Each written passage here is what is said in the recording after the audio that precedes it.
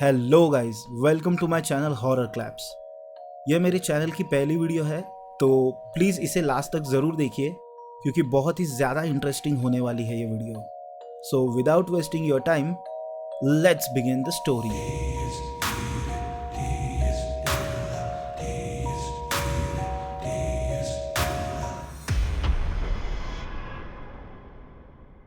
ये कहानी शुरू होती है चाइना के बीजिंग शहर से। बीजिंग में 375 नंबर की ये बस चलती थी। उसका रूट था युआन मिंग से लेके फ्रैग्रेंट हिल तक। तो नवंबर की एक रात में फूजी नाम का एक लड़का इसी रूट के एक बस स्टॉप पर अकेले खड़ा था। उस दिन उसे घर जाने के लिए बहुत देर हो चुकी थी। 375 की लास्ट बस जो युआन मिंग से निकलने वाली थी, उसके लिए ही वो वहाँ पे वेट कर रहा था। रात के लगभग 11 बज चुके थे। थोड़ी ही देर में ये 375 बस उस स्टॉप पर आ जाती है। फूजी बस में चढ़ जाता है। बस में ड्राइवर और कंडक्टर के अलावा सिर्फ एक बूढ़े अंकल थे।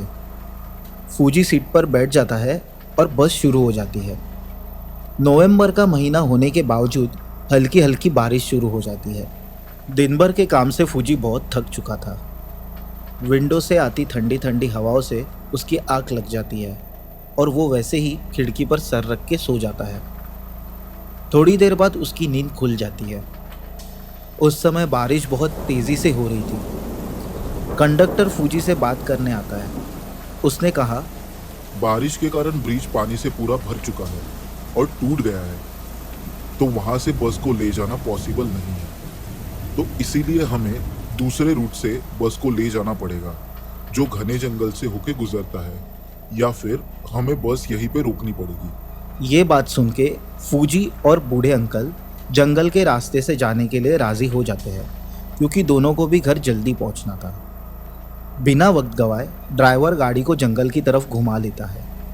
जंगल का रास्ता बहुत डरावना था क्योंकि दोनों तरफ सिर्फ झाड़ियाँ थी और रास्ते पर सिर्फ बस की हेडलाइट्स की रोशनी ही दिखाई दे रही थी। कुछ ही देर में ड्राइवर को रास्ते के किनारे से दो लोग चलते हुए नजर आते हैं। बस उनके करीब जाने पर ध्यान से देखते हुए ड्राइवर को पता चलता है कि वो दो नहीं 3 लोग हैं। उन्होंने अपनी पूरी बॉडी कवर होने जैसे कपड़े पहने हुए थे और वो बस को रुकाने के लिए हाथ दिखा रहे थे।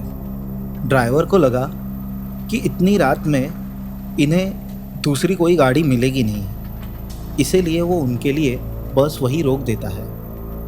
वो तीनों बस में चढ़ जाते हैं और लास्ट की सीट पर जाके बैठ जाते हैं। इस वक्त बूढ़े अंकल को उन्हें देख के थोड़ा अजीब लगा, लेकिन उन्होंने कुछ कहा नहीं। बस फिर से शुरू होकर अपने रास्ते पे चलने लगी। इसी दौरान फूजी की फिर से आग लग ही रही थी। तभी अचानक पीछे से बूढ़े अंकल फूजी पर जोर जोर से चिल्लाने लगे, तुमने मेरा पर्स क्यों चोरी किया? फूजी उन्हें ऐसा देख के चौंक गया और उसने कहा कि मैंने आपका पर्स चोरी नहीं किया है।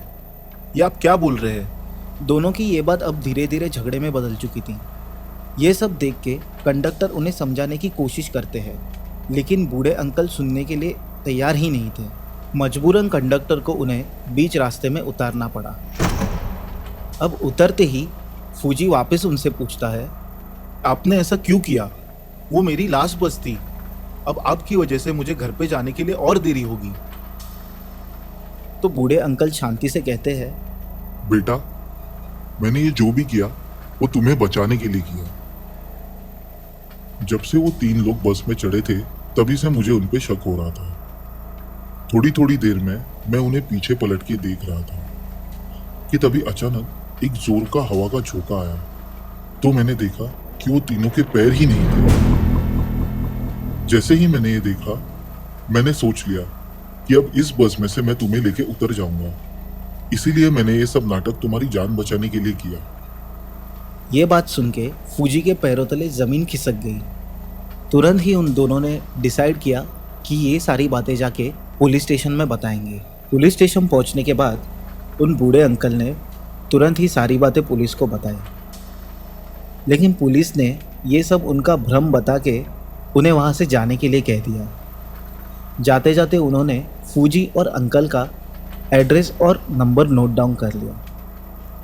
वो रात ऐसे ही गुजर गई। 2 दिन बाद उसी पुलिस स्टेशन में एक खबर आई कि उनके पुलिस स्टेशन से 400 मील दूर एक नदी में 375 की यही बस टूटी हुई हालत में पाई गई है और वो बस अभी वहीं पर मौजूद है। ये खबर सुन के पुलिस को अचानक से याद आया कि 2 दिन पहले वो लड़का और वो बूढ़े अंकल इसी बस की बात कर रहे थे। उन्होंने बिना वक्त गवाए तुरंत ही फूजी और उन अंकल को पुलिस स्टेशन बुला लिया। फूजी और अंकल दोनों भी वो सुबह पुलिस स्टेशन पहुंच गए।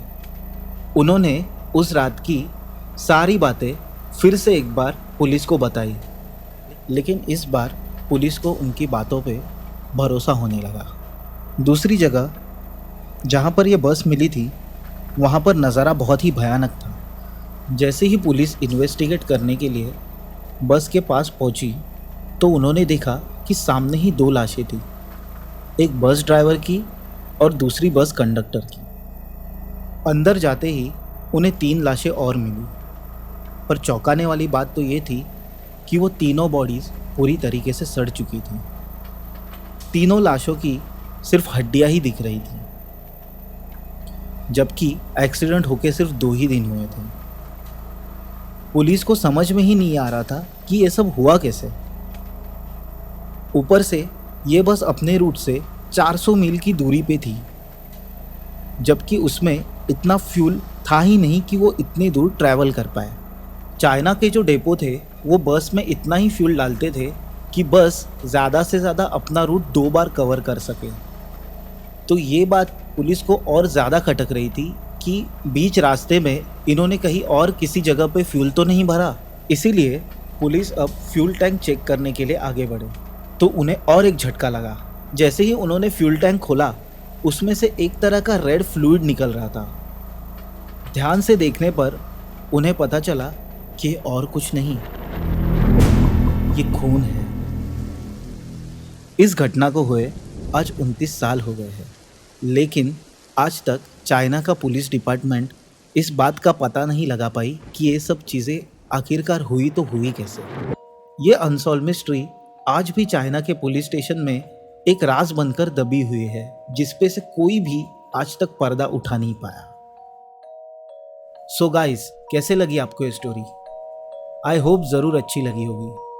तो प्लीज़ इस वीडियो को लाइक कीजिए और कमेंट कीजिए कि कौन सा पार्ट आपको सबसे ज़्यादा अच्छा लगा।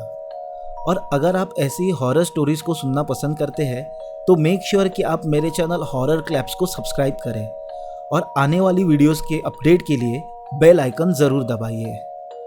तो आज के लिए बस इतना ही। पीस।